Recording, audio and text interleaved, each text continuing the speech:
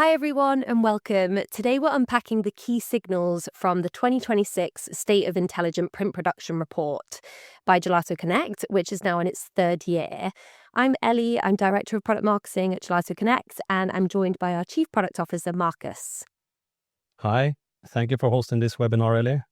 I'm Marcus. I've been with the company since 2010, so going on for 16 years now, working very closely with print service providers across the globe. When in my role as Chief Product Officer, I oversee all the product teams and primarily across GelatoConnect, which is our own software solution for print service providers.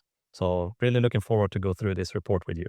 Amazing. Thank you, Marcus. So, in previous editions of the report, we focused broadly on software adoption and automation across print operations. But this year, we have narrowed the focus to focus on something more specific and increasingly important in this industry, which is operational intelligence. So this is essentially how systems learn from production data, how workflows connect, and ultimately improve decision-making inside print operations. And what the benchmarks are showing is that the gap between intelligent and non-intelligent operations is widening in print. So let's get into it. In the early years of this report, we've done it for 3 years now, we looked at how PSPs were adopting software across their operations, so workflow systems, automation tools, procurement systems, and logistics systems as well. And those reports helped us understand how digitally enabled the print industry was becoming. But we also started to then see something interesting emerge. Many print operations had software, but only some of them were turning that software actually into intelligent, connected operations. So this year we've shifted the focus to what we're calling intelligence maturity. So when we think about the last decade in print production, that was kind of defined by automation as step one. Automation improves execution, so the jobs move faster, the processes become more efficient. But intelligence does something different. It actually improves your decision making. So the systems begin to learn from production data, adapt quoting, optimize routing, and detect problems in your operations much earlier. And that's where we're seeing the biggest performance differences are starting to appear. Before we dive into the signals from the report, this slide gives a simple way to place yourself in the benchmark. This year, we grouped operations into 3 maturity bands. Firstly, early stage operations that are still largely manual or disconnected. Developing operations that have introduced automation, but often they're running in a kind of hybrid environment. And then advanced operations, which have completely connected systems that learn from their production data, improve their decisions in kind of every step of the operation, from quoting to procurement to workflow and logistics. And a simple way to think about where you sit and your business sits is by asking 3 questions. How fast can you detect issues? How long does your quoting process take? And how confident are you in your operational data? So let's get into it. So one of the most striking findings in the report is what we call the confidence correlation. And among PSPs who are classified as advanced intelligent adopters, 100% reported having confidence in their growth outlook.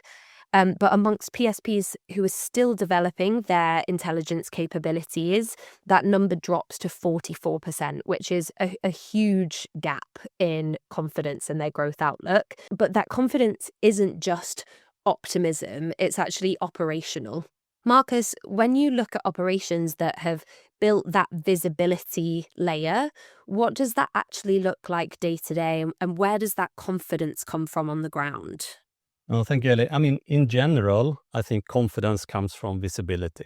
So when operations have real-time insight into quoting, production capacity, workflow, fulfillment, performance, decisions become far more predictable. And let me take a concrete example. So a classical one, the feedback loop between pricing a job and actually understanding what it costs to produce the job. So in most operations today, quoting is still based on experience, intuition, often baked into an MIS with very rigid, tables and cost sheets. And then a salesperson or an estimator looks at the job, applies what they always use, and sends a number to the customer. It doesn't necessarily need to be the wrong number, but it's disconnected. So there is, and what I mean by that is there is no signal coming back from production telling you whether the quote was actually accurate, whether the margins were held, where the time was lost in the production, and so forth. So what visibility actually looks like in practice is this. A job comes in the system, you estimate it based on real historical production data, similar substrates, similar run lengths, similar finishing, etc. And that quote connects directly then to how the job is actually routed in the production, how it is produced, and when the job is complete, data feeds back into the system again. So over time, the system gets smarter. Quotes becomes more accurate, capacity planning becomes more reliable, and that is really where the confidence starts to shift when you get that kind of feedback loop in the system. Because you're no longer running your operations then or quotations on assumptions, but actually running your operations on data. So if you look at the report, the benchmark also confirms this very clearly, right? Every advanced PSP, as you showed, Ellie, is confident, advanced in their intelligence and automation here, is confident about their growth. And that is not a coincidence because, they have replaced this gut feeling with really operational signals in their production. So that makes a difference. Yeah, thank you, Marcus. Yeah, that's a great example of what happens when the data actually starts working for you. So the second signal in the report is what we call the hybrid reality. So despite years of automation investment, around 70% of print operations are still operating in what we're calling hybrid environments. So that means some of their processes are automated, but others remain super manual or maybe disconnected from the rest of their operation. And these hybrid environments introduce something quite important that we're referring to here as the detection lag. It means that problems are discovered late, and it has this kind of snowball effect in your operations. So, Marcus, can you walk us through what that detection lag actually looks like in practice, and what happens when you're quoting, your production, your workflow logistics, when nothing is connected? Sure. Yeah, and again, I'll stick to the quoting as an example. So in a disconnected environment, quoting might happen in one system, production management in another, logistics, procurement decisions somewhere else. So if those systems aren't connected, problems only become visible once the job is actually reaching production. So here is a pattern that we see, and it's very common, when I visit PSPs around the world. A job is quoted manually. Often, as I said, it can be an MIS system or it's a spreadsheet. You apply a margin, you send the price. Then that quote lives often in an email, but, in best case in a CRM system. But then when the job actually enters production, it often gets routed in the production based on someone's knowledge, visibility of when the press is available, who's on the shift, etc., what is already in the queue. But at no point does the quoting system and the production system talk to each other. So, and again, procurement, logistics are often the third and the fourth silo on top of this. So what it means practically is this, problems only become visible when the job actually hits production. So if the substrate isn't available, you find out in the production. If the job was underquoted and, you're burning more press time than estimated, you find out after you actually produced the job, not before. And maybe not even that job, maybe, weeks or months later when you go through your P&L sheet, profit and loss, and you actually find out that you're not making money. So again, the report here shows that 26% of operations only detect issues within days. But, within days, then most often the job is shipped and the cost is already locked in. So what this connectivity and, connection between systems actually enable you is timing of, detecting issues. So when quoting, procurement, workflow, logistics, all share the same data set, a problem that, would have been surfaced on the press floor is actually surfacing much earlier in the job in the job intake, or preferably even when you do the quotation. And then you can reroute, you can reprice, you can speak to your customers and, plan the jobs more accurately. So that shift really from reactive to proactive, I think that's what separates the 9% I think we had in the report who detect issues immediately versus, the majority who found out days later or even more later, right? Definitely. Thank you, Marcus. So we're going to move on to the next signal, which is super interesting. So 78% of PSPs say that they feel they must modernize their operations within the next 2 years. But only 22% of them say that they fully trust their operational data. So there's a bit of like a tension and an urgency there, but there isn't clarity on where to start, which can feel really like challenging and stressful. So, Marcus, what do when operations get this right, when systems start connecting, like what does that compounding effect actually look like across the workflow? Yes, I think this part of the report, I think it's generally underappreciated. And I think we deliberately choose the word compounding here. So what automation, I think you touched upon this in the beginning, Ellie. Automation gives you a fixed gain. It gives you a gain now. You automate something, you save time, and then it plateaus.